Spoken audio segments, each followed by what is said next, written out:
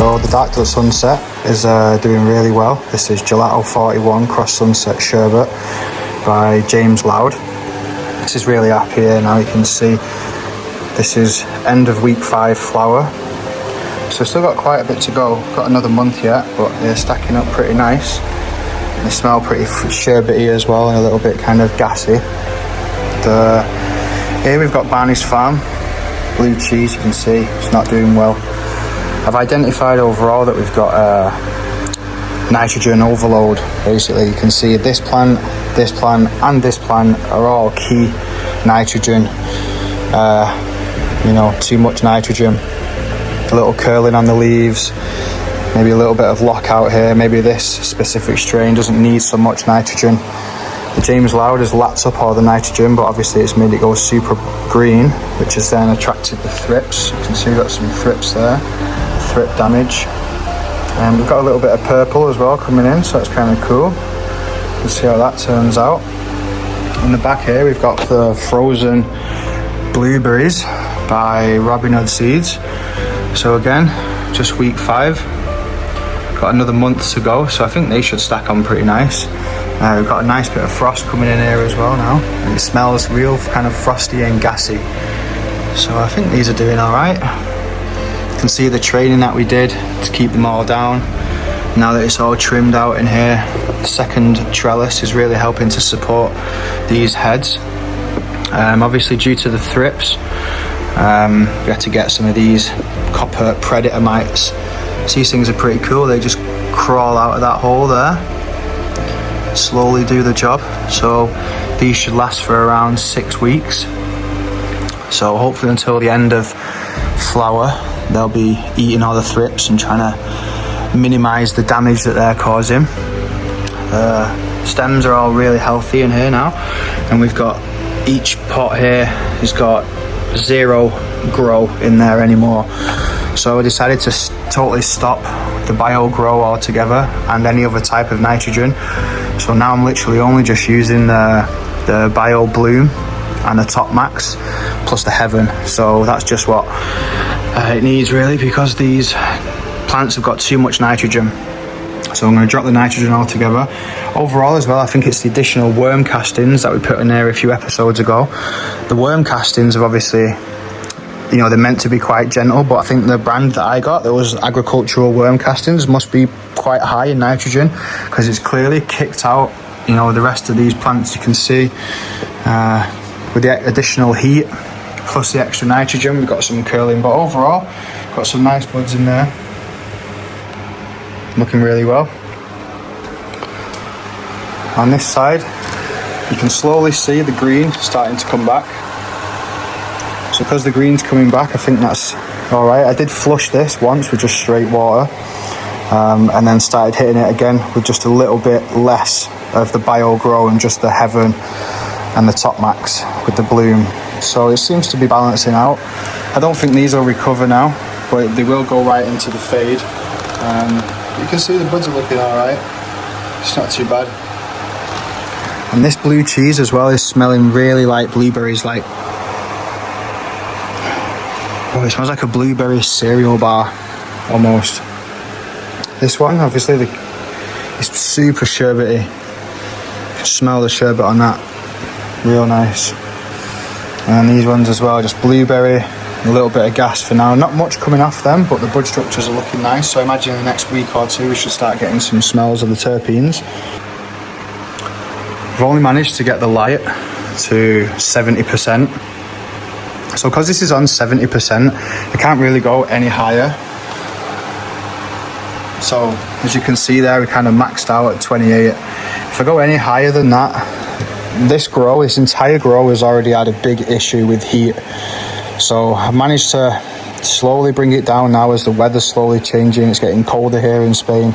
But at the moment, as you can see, 28, we're riding it. So now that we're in, deep flower, middle of flower, we don't really want to stress these out anymore. A little bit of extra heat during veg, it's not great, but they can survive. But right now, if these get any hotter, then it's just going to affect the size of the buds.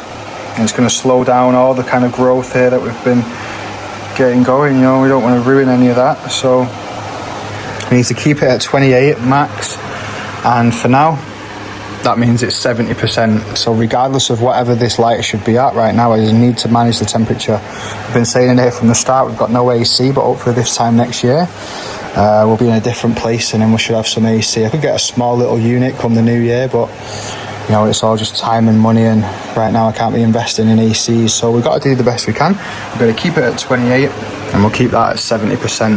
That should give us an average temperature and make sure that any humidity dips or spikes, anything like that, won't really affect the size of the growth of these buds. These ones have already had enough stress. I think these ones will just be small little blueberry nugs, I reckon. Hopefully the smell goes into the smoke, but we'll see. So everything's good here. The date is the 6th, so we're in day 36 flower. That's coming up to roughly the end of week 5, start of week 6. So we've got a good few weeks left there. Let's check out the clones and see what they're doing. Alright, back in the cupboard grow with the Mars T5 LED lights. All the clones pretty much doing decent now, ready to go. So say in another 3 or 4 weeks, when we harvest the main tent, then we'll take a few of these, and then they'll go straight into flower, and we'll be sweet for the perpetual cycle there. I mean, we've got now 1, 2, 3, 4, 5, 6, 7, 8, 9, 10. So we've got 11 strains to choose from. All of these have been flowered previously, so it just depends what we're feeling like towards the start of the new year. I don't know if I'm going to be growing over Christmas or not yet. I've not decided. So maybe when I do this harvest, maybe we'll just chop all these down into clones, minimize everything, and maybe come back in the new year. Or maybe I might stay here in Spain over Christmas and just get these straight back in. Either way, we've got the material to start the grow. We know the clones are decent. We're not starting from scratch, so all is good there. We still have the PMZ. Managed to save a few clones. Ended up giving away the last plant, but then the guy who I give it to, he was like, man, if it's your last one, you know, you want to come back and get a few if you want. So I was like, yeah, sweet, I'll come back and get a few. I did have another friend that had the PMZ outdoor in a farm, and meant to have a few ready, but unfortunately because the heat was so intense in the last couple of months, all the clones died. So we lost the PMZ, and now we just have these. These are the only ones left. I'm not sure how this one's doing. Not too good. These two look sweet. I think they're doing good. Got some roots in there.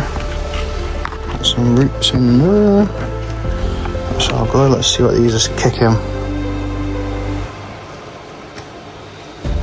Yeah, ready to go. Ready to go, son. Noodles in there. They're sweet. Get that in nice. What's this one saying? Oh, it's stuck as well. I think the roots are loving it. What's this one? Yeah, decent roots. So the PMZ1 original short stacker is saved. So I'm gonna get them wet. What's this one saying? Not too sure if there's any on this, but it's still alive. Oh, there's one. There's another one. Oh yes, there's a few coming out, so we've got 3. Yeah, they're just really tiny, but we've got them there. They're all coming out, so sound that one will survive as well. So managed to save all of the PMZ cuts so far. This one is PMZ1 short stacker. In there somewhere in the middle is the PMZ, actually there's 2 in there, PMZ2, and then right now at the other location we've got PMZ3. The seed is in rotation, so we'll see in a couple of months what the third pheno is like. But I'm amazed that 3 of those seeds had 3 separate bangers. So if I go back to Vegas next year, I'll definitely be going getting some of those seeds again. Excellent PMZ. Permanent marker across Skittles. Cushmint's in there as well. Banging little pheno. So with the rest of these, what we're going to have to do now is just make sure that we can keep them alive for the amount of time it takes just to finish the big tent. Once that big tent, oh god, what am I putting in there? Once that big tent is harvested, then we've obviously got space for all these. So in the big tent, we have roughly another 4 weeks, sorry. 4 weeks in total, so I'm thinking it'll be November 5th by the time we harvest this. So it's only on day, what is it, the 6th? It's the 6th today, so 30 days in September. I started on the 1st of September, so it's day 36 flower in total. So you've got quite a bit to go yet, but they're looking happy. I'm really excited about these little golf balls. They stink as well. Happy-go-lucky nugs. These ones are doing all right. But yeah, overall, I think the majority that went wrong with this entire grow would be extra nitrogen, and it was too hot. If we didn't have those two factors, I think these would be in a much better position right now. But overall, right now, for the last couple of weeks of flower, we'll make sure that we get the VPD locked in on point as naturally as we can. I don't have the AC in here, so we'll just make sure that the temperature doesn't peak over 27, 28, and we'll just ride that line. Overall, we need to bring that humidity down as well. In the next coming weeks, we need to kind of really lower it to around 40%. Good news is with that, I do have a dehumidifier, so I can bring that up.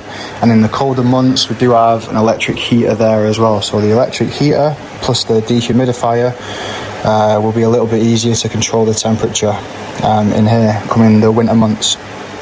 Overall, I'm pretty happy with everything. I'm not happy about this. Obviously, the blue cheese have proper let it down, but I think it's certain styles of plants as well. I think overall I've give this plant too many heads. You can see it stretches on the whole side of the plant. I did train it down here. As you can see, this is quite an old I had this in veg for at least a couple of months, and then you can see I chopped it down, cut all these branches off just to make the plant smaller, and then carried on vegging it. Now obviously all the way up here, I think maybe the nutrients are finding it hard to travel up so many different lines. Like, look at all them, there's way too many sticks there for these old school strains. I think these more modern strains, like these ones, James Loud ones, the Cali style strains, these love being in the scrog net. They love multiple heads. But I think this is Barney's Farm, is the blue cheese. So I reckon that these old school Dutch strains, they just want to grow straight up. They don't want to be messed around with or trained too much. Overall, I think that's what I'm going to do next time. I've got a clone of this blue cheese. This blue cheese smells amazing, by the way, which is why I'm going to keep it around. I just haven't grown it to its true form as of now. So I think the next time I do grow out this blue cheese, I'm just going to let it grow straight up. I'm not going to train it. Might just, maybe defoliate it a little bit and just let the plant grow straight up so it has one big bud, and then you have all the little smaller buds around it like the original way of growing. I reckon this plant would thrive in that kind of a format, whereas in this with the double scrog net trained and topped, didn't really like it too much. The buds are all right, they smell nice. We've still got like a couple of weeks to go, so maybe they'll fatten up. I don't think these gaps will close. But yeah, again, we'll just have to see how it goes. Maybe next time I could do these in the scrog net and just let this go straight up in a separate tent. I'm thinking as well if this frozen blueberries turns out to be a banger, this is the only plant that I don't have a clone of, and this is stacking up nice already. It's only in, like I said, end of week 5. And it's starting to fill up pretty nice. This one's a fat bud as well, considering it's only 5 weeks old. It's got another month to go, at least another 30 days, 28 days. And it does smell skunky though. It smells a bit like Gorilla Glue in a weird way. But yeah, it's a banging strain, but I don't have any clones of this. So what I'm thinking is, if I get down here, there's one branch. This tiny little branch here. I think I might clone that. I might just cut that off. It's still got a bit of flower on it, but you can still see it's, I think that's clonable. So I might cut this branch off, clone it and re-veg it. And then if this does end up turning out to be a banger, at least we've got a clone. I don't know why I didn't take a clone of it. I was trying to flower it more or less to get it out of the way, to kind of, you know, make space for the other ones. I just wanted to see what it was like. And also we're the same as in a few of the other Robin Hood packs. This was a 5-pack and it came with 6 seeds, or it was a 6-pack and came with 7 seeds, whatever it is. Come with a free seed. So a lot of these, you know, it was just 3 seeds. I thought we'll see how it goes, but as it's looking absolutely decent and it's still got another month to go, it's getting frosty already, that. Looking great. I think I might have to get that little branch clone there and sort that right out. I'd be devastated if this was a keeper and I didn't have a clone. So yeah, it's the only one in house with no clone, so we're gonna have to sort that out. So we might do a little cloning day, and then we'll just see exactly what goes on with that, see how it is.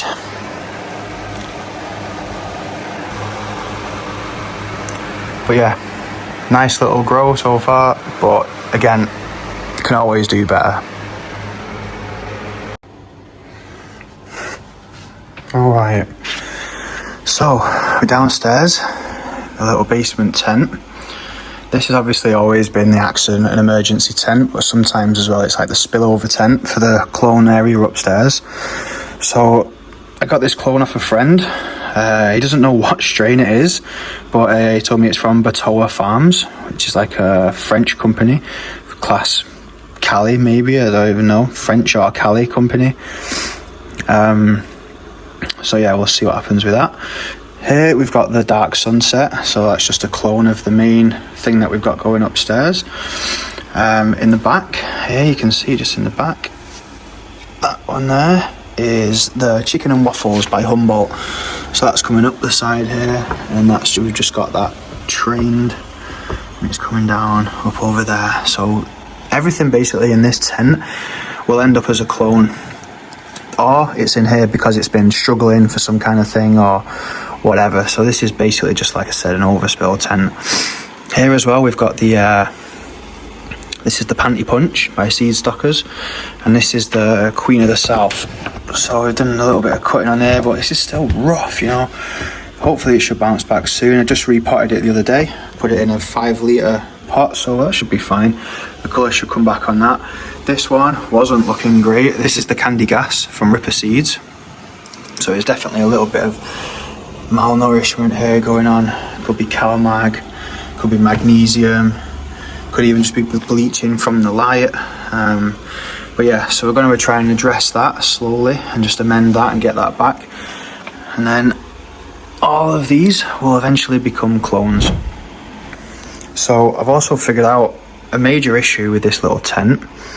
I've always had like quite a lot of bleaching in here since I moved this whole tent downstairs. This tent used to be upstairs and it was all working fine, but since I've moved it down here, I've had a little bit of bleaching, discoloration, just odd things going on. Eventually every plant that comes in here since it's been downstairs is slowly just struggling. So I had a little mess around with the light, and I got a new extension lead as well, because I realised that, let me just turn this to off.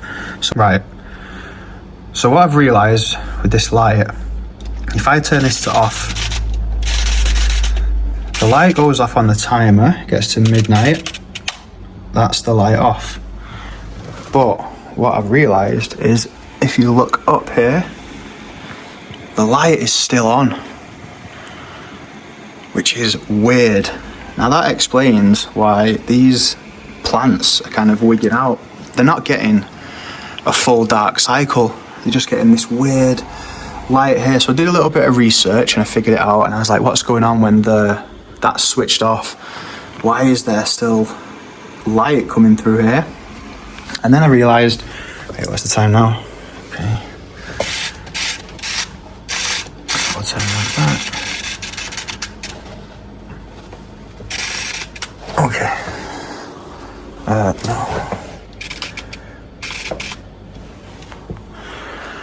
So I did a little bit of research and I realised that this is called a phantom current. So even though this is switched off, there's still electricity in here, which means it's still giving power to this, which means the light is still staying on, kind of.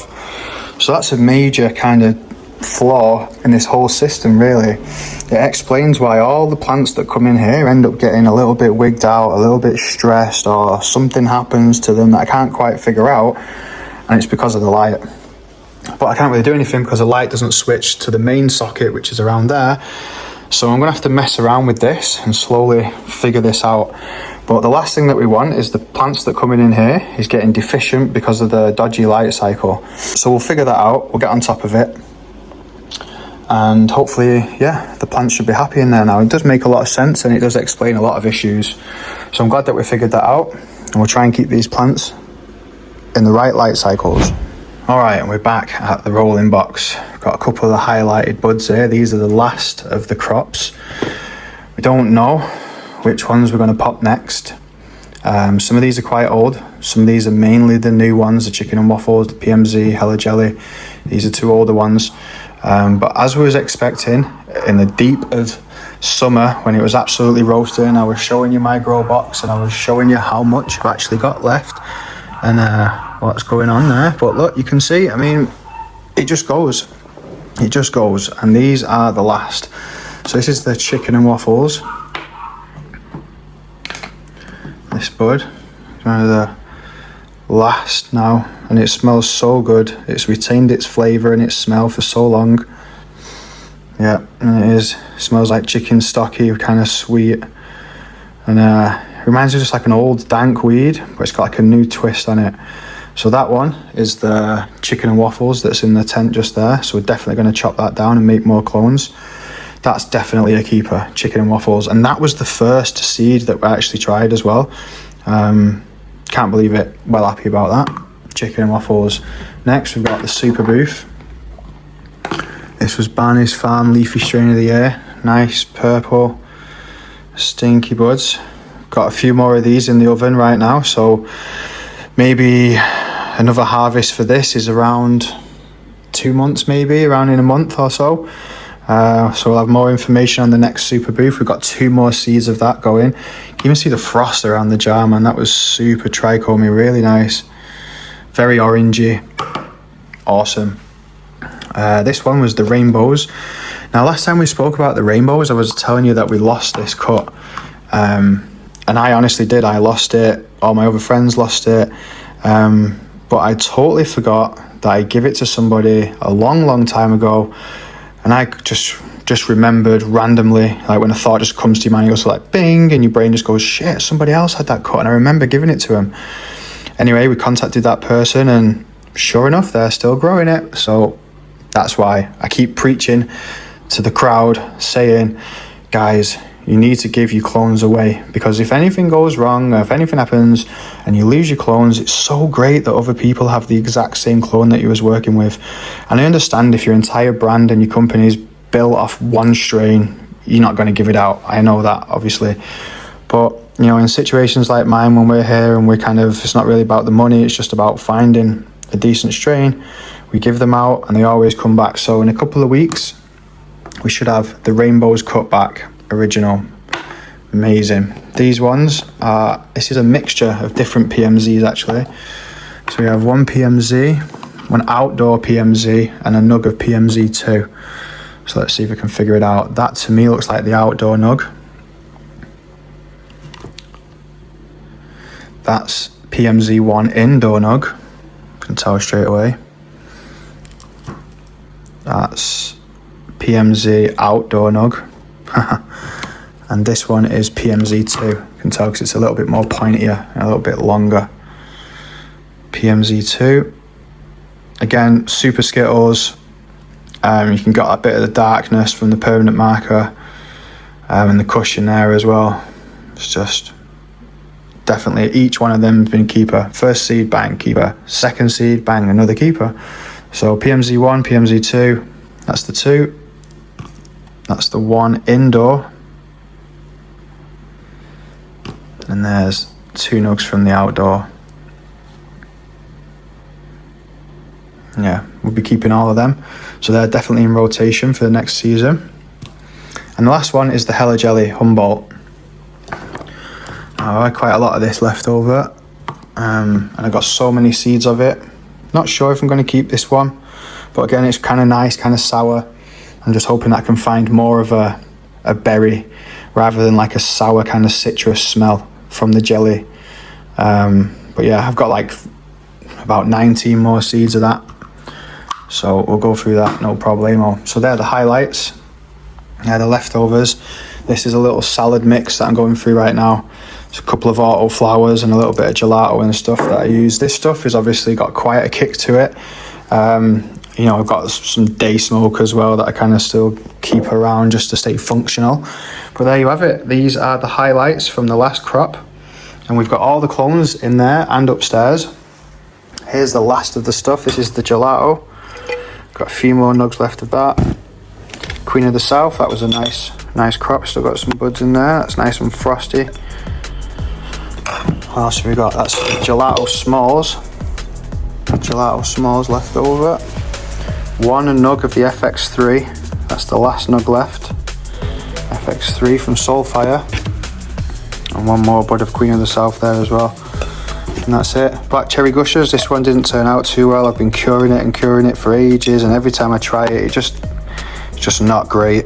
It's a little bit kind of, I don't even know. It's alright, just not for me.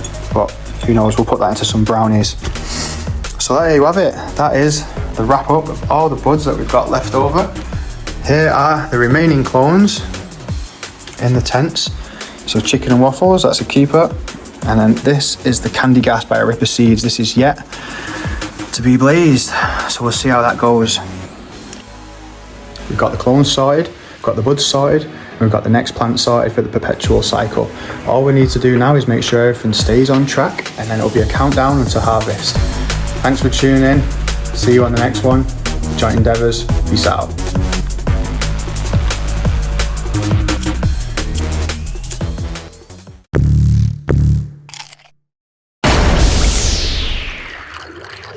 Wow.